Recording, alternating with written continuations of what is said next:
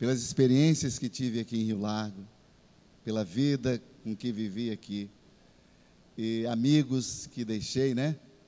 Aí eu cheguei e vi uma igreja renovada, né? Quantas pessoas novas, e é muito bom isso, como a obra de Deus é maravilhosa, e de poder dizer para o pastor Arnóbio que a fama já foi longe, né? Porque todo mundo fala do pastor Arnóbio. Vi meu amigo aqui, pastor Arnóbio, pastor Hernandes Peixoto, pastor Márcio Calheiros, o pastor Edmilson Marinho, meu sobrinho Êxodo, o Êxodo que está cooperando também nessa igreja. Quem mais? O Luiz Félix, meu cunhado, está ali a Itamar e a Adna, minha irmã. Até o Hamilton, quando eu cheguei, ele estava ali, ele me reconheceu, primeiro do que eu. Que bom, né? Irmãos, eu peço perdão se eu não lembrar de todos, porque são muitas pessoas novas, né?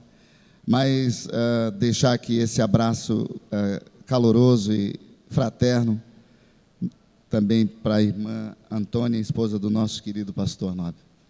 Deus abençoe vocês. Vocês são gente muito preciosa, né? Amém. Que igreja linda, irmãos. Que Deus vos abençoe. Vocês fazem parte de uma igreja muito linda. Louve a Jesus por isso. Deus é bom. Diga comigo, Deus é bom. Em todo tempo. E em todo tempo, Deus é bom. Amém. O Senhor é bom em sua misericórdia. Eu quero aproveitar esse momento para trazer uma breve reflexão. E eu também vi a Ivanilda querida. Aí vi o Ismar está que nem eu, está com um pouco de cabelo já aqui. Com a sua querida esposa. Muito bom. A esposa do Edmilson também, do pastor Edmilson, a Ilka, né? Vi um pessoal muito querido. Depois, se você lembrar de mim, a gente pode conversar, né? Eu vou ler com vocês uma palavra de Deus. Eu pensei num texto, apesar de não saber se iria trazer uma reflexão para a igreja hoje à noite. Mas eu pensei numa palavra de Deus, pensando nos dias que estamos vivendo, né, irmãos? Que são tempos de apreensões em muitos momentos, tempos de inquietações na alma do ser humano. E eu quero ler esse texto com vocês. É um texto que está, o capítulo de Josué, capítulo 1. Quero ler esse texto pensando exatamente no desafio que nós vivemos, o desafio pelo qual temos que passar. Josué tinha o encargo de levar a nação judaica para a terra prometida. O desafio da liderança, o desafio de um homem de Deus que recebe o cajado de Moisés, e não era pouca coisa, para levar adiante o povo à terra prometida. E esse homem tem esse encargo, essa responsabilidade. E no capítulo 1, versículo 2, ele diz assim: Moisés, meu servo, é morto. Dispõe-te agora, ou seja, levanta-te, atravessa este Jordão, tu e todo este povo, para entrar na terra que estou prestes a entregar nas mãos dos israelitas. Agora, veja comigo os versículos seguintes, versículos 5, 6 e 7, quando ele diz assim: ninguém te poderá resistir todos os dias da tua vida, como fui com Moisés, assim serei contigo. Não te deixarei e não te desampararei. Ser forte e corajoso, porque tu farás este povo herdar a terra que, sob juramento, prometi dar a seus pais. Tão somente ser forte e muito corajoso, para teres o cuidado de fazer segundo toda a lei que meu servo Moisés te ordenou. Dela não te desvie, nem para a direita e nem para a esquerda, para que sejas bem-sucedido por onde quer que andares. Há um princípio de Deus muito lindo, que é o princípio da obediência. Em Pindamonhangaba, eu fiz o curso em Pinda, e o pastor Colenda Lemos costumava dizer isso para os alunos: a sua fé é do tamanho da sua obediência. Eu queria que você repetisse comigo isso. A sua fé é do tamanho da sua obediência, porque na revelação da obediência,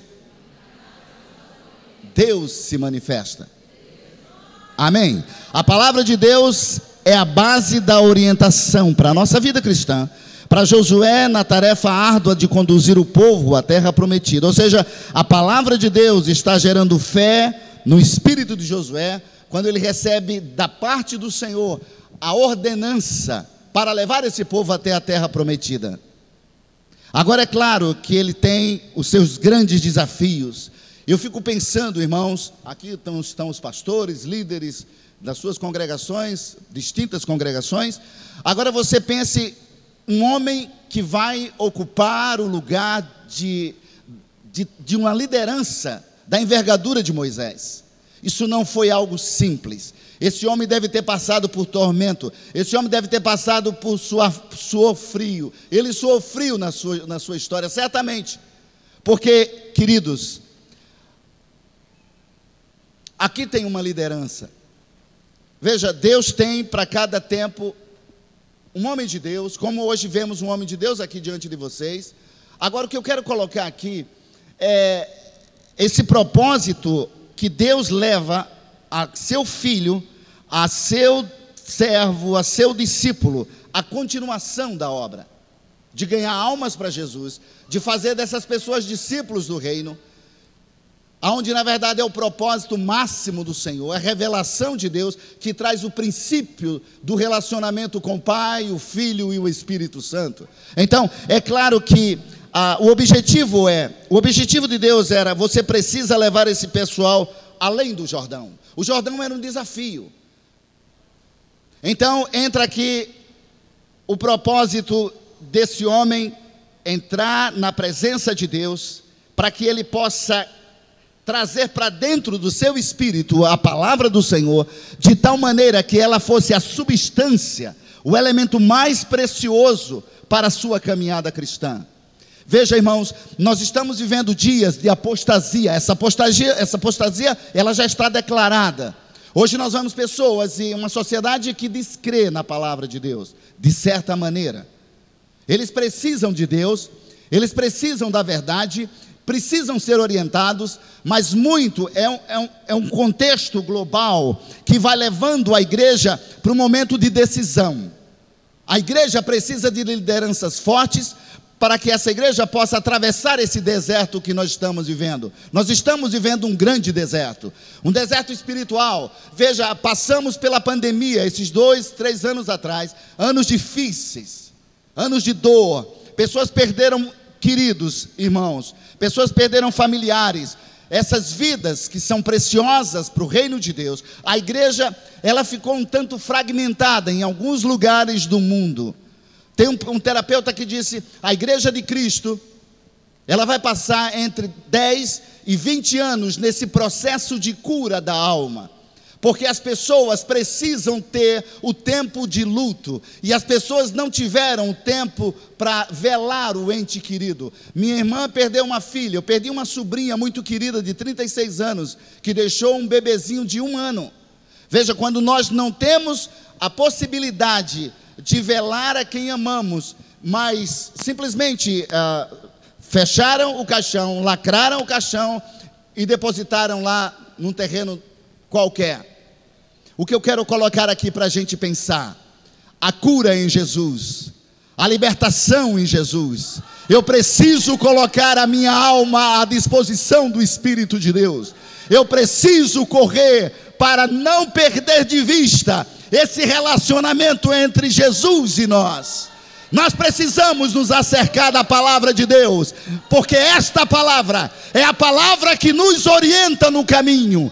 E nós precisamos trazer isso de maneira clara, de maneira poderosa, de maneira viva em nossos corações. Jesus disse em Mateus capítulo 18, versículo 20: aonde estiverem reunidos 2 ou 3 em meu nome, ali eu estarei no meio deles. Jesus está neste lugar, Jesus está neste lugar, Jesus está nesta igreja. Ele é o Senhor, Ele é o centro do culto.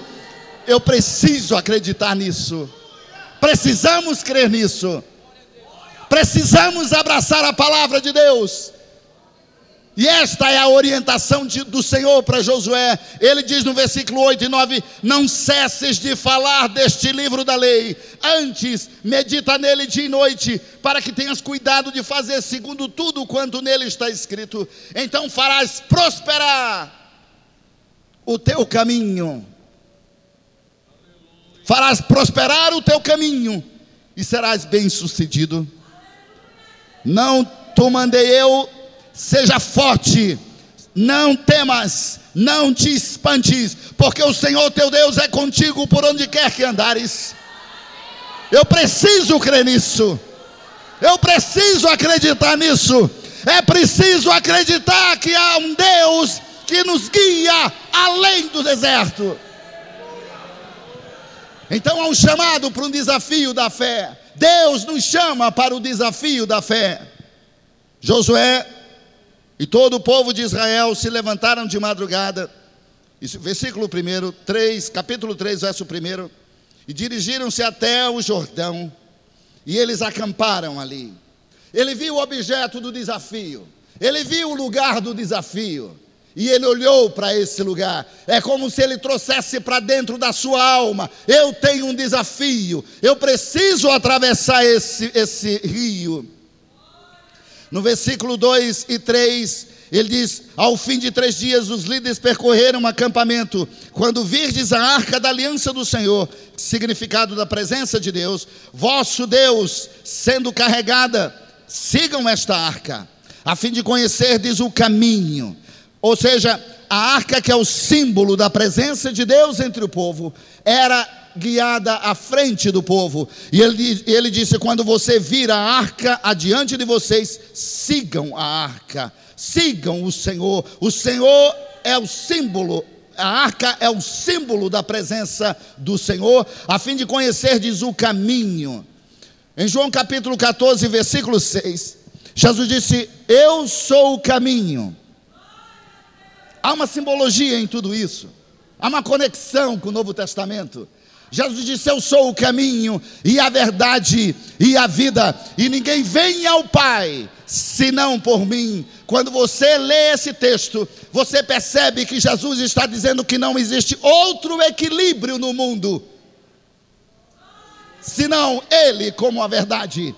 E eu costumo dizer aonde eu vou: a verdade não é um conceito acadêmico, a verdade é uma pessoa. Jesus disse: eu sou o caminho, a orientação para a nossa vida, e a verdade, o fundamento no qual nos apoiamos e vivemos. A verdade é uma pessoa, Jesus é a verdade.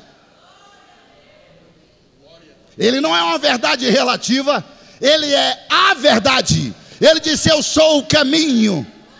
Rodos, em grego é caminho, é de onde vem a palavra rodovia, orientação. A verdade fundamental, a aletheia, a verdade de Deus. Você não duvida, você pode acreditar, porque é palavra de Deus. E ele disse: eu sou o Zoe, a vida espiritual. Aleluia. Então a gente consegue entender profundamente que Ele quer que a gente viva isso. Então há uma preparação para o desafio de possuir a terra.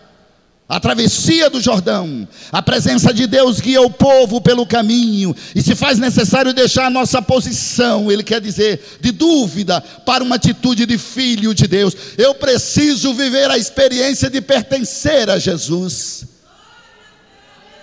Compreende isso, irmãos? Preciso viver a experiência de pertencer a Jesus. Jesus ama você. Jesus quer trazer paz, o shalom ao nosso coração. Ele quer nos guiar pelo caminho da verdade, que é Ele próprio. Ele quer nos ensinar a vivermos a experiência linda de poder seguir a Jesus, a sua palavra. Que coisa linda isso. Como nós somos bem-aventurados por termos recebido Jesus como Salvador.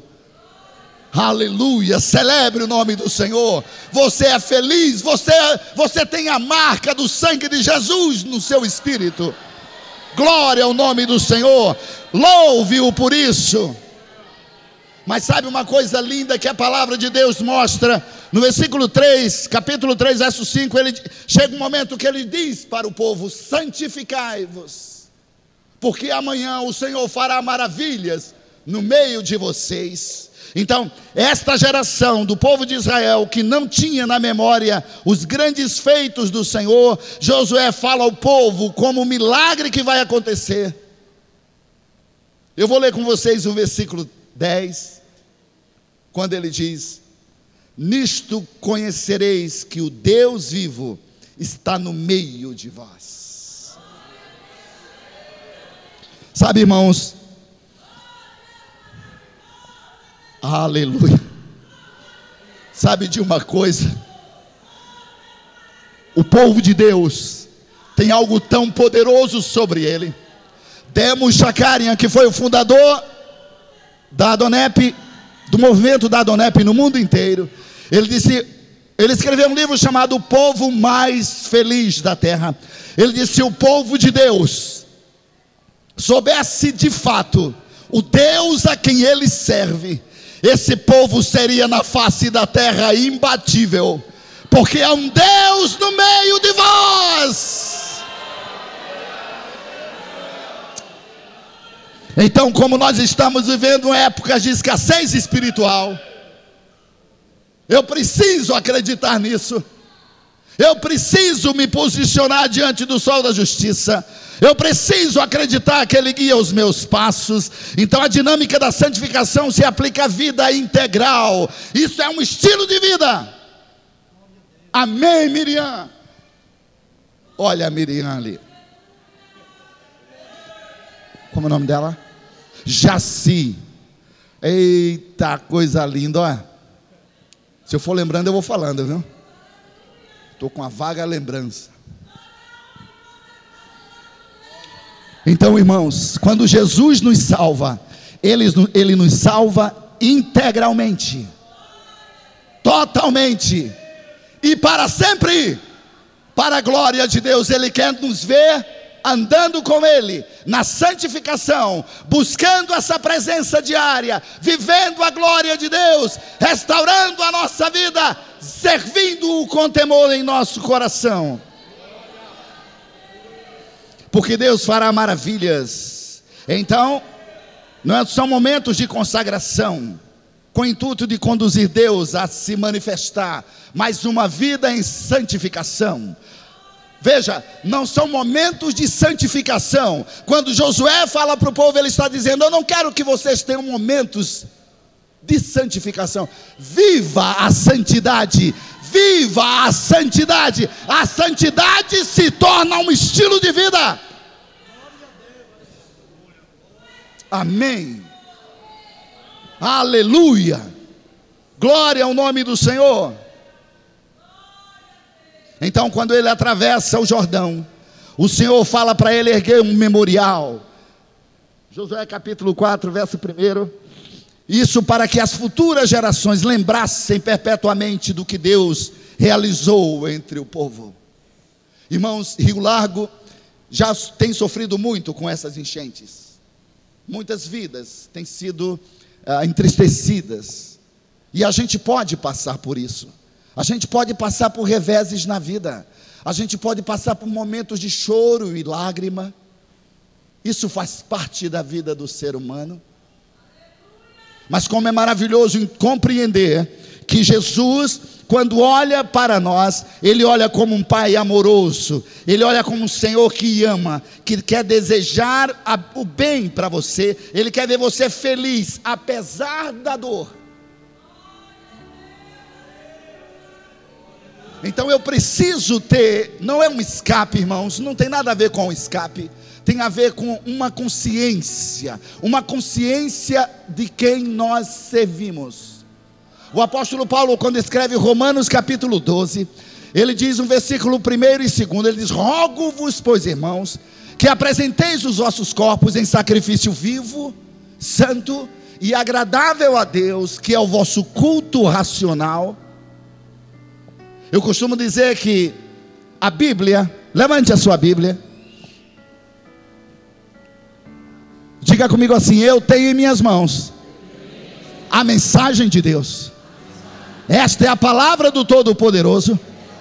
Eu preciso crer nessa verdade, porque essa verdade guia os meus passos. Amém.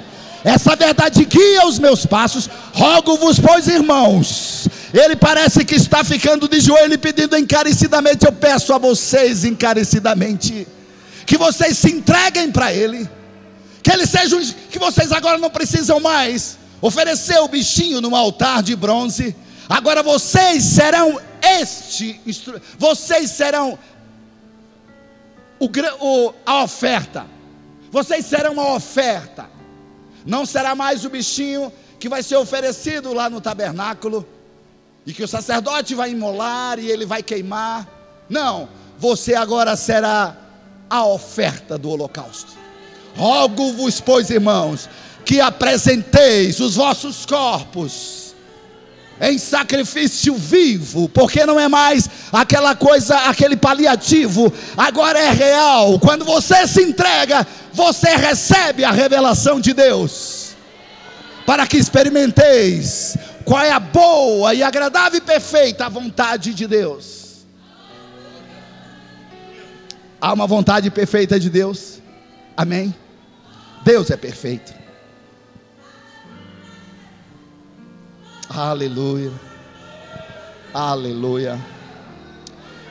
Então lembrar às gerações futuras os feitos do Senhor pelo seu povo. Você tem memórias de algo maravilhoso que Jesus fez em sua vida? Certamente, acredito que sim. Quantas coisas maravilhosas nós passamos nesse lugar, com a juventude na época. Hoje eu vejo tantas jovens na igreja, quanta coisa linda. Aquele período nós fundamos, criamos, não é? Aquela sigla da Umadrio, que a ideia era fazer um grupo de jovens. Lá em Joinville também, eu dei a ideia de a gente fazer o MADJO.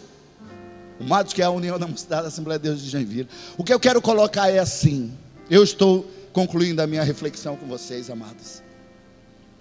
Mas eu queria que a gente pensasse nesse momento glorioso que estamos vivendo como povo de Deus na face da terra. Sabe, irmãos, eu ganhei uma passagem para ir para Israel. Foi um momento muito bom para mim. Eu não tinha o dinheiro para ir, mas alguém disse: nós vamos dar para você, Israel, você vai lá, você vai conosco. Sabe, irmãos, entre tantas outras coisas que a gente vê na viagem, né? Uma coisa que mexia muito comigo era de chegar no lugar o jardim do Getsemane e o lugar do túmulo.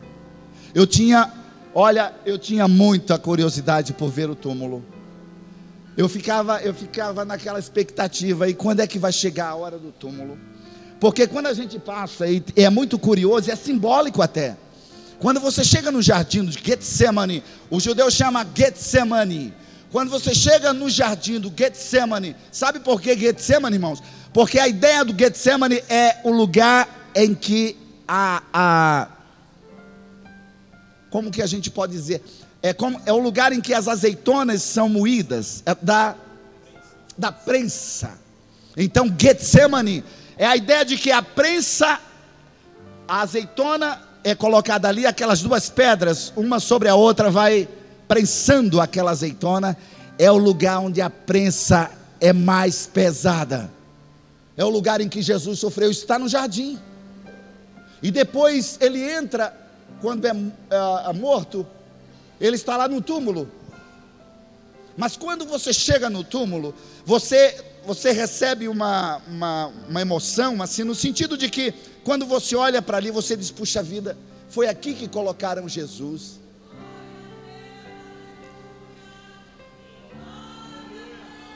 e aí ele não está mais lá.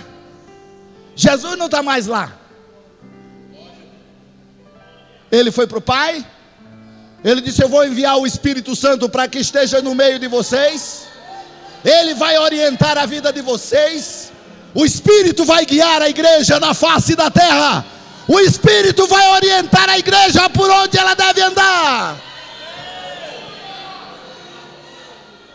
Então, quando nós olhamos o pacto de Deus com a nação, nós podemos transitar isso para a igreja, a simbologia disso. Então você está linkado com Jesus, meu irmão.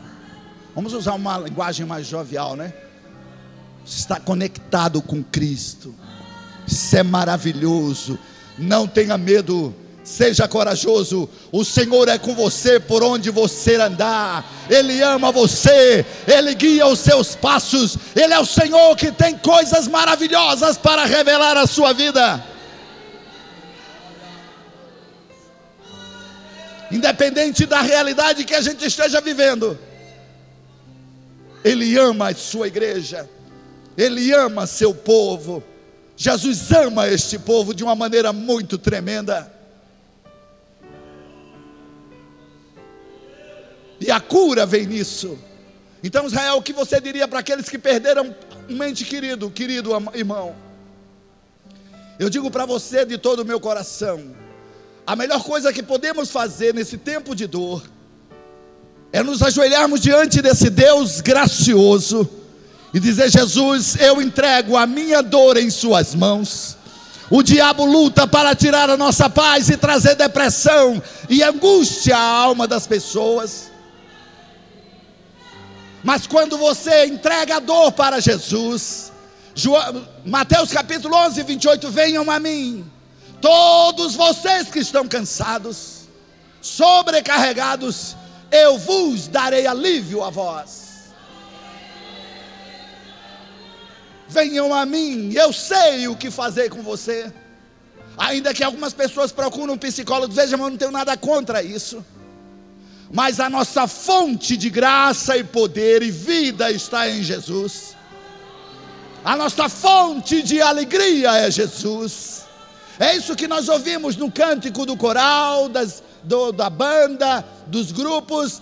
A nossa alegria vem do céu. A nossa revelação vem da presença do Espírito agindo em nós.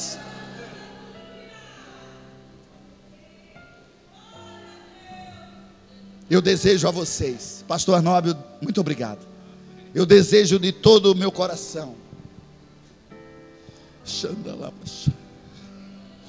Eu desejo de todo o meu coração que haja alegria nessa igreja, muita celebração. Celebre Jesus. Celebre Jesus. Jesus é a vida. Celebre a vida. Jesus é a vida.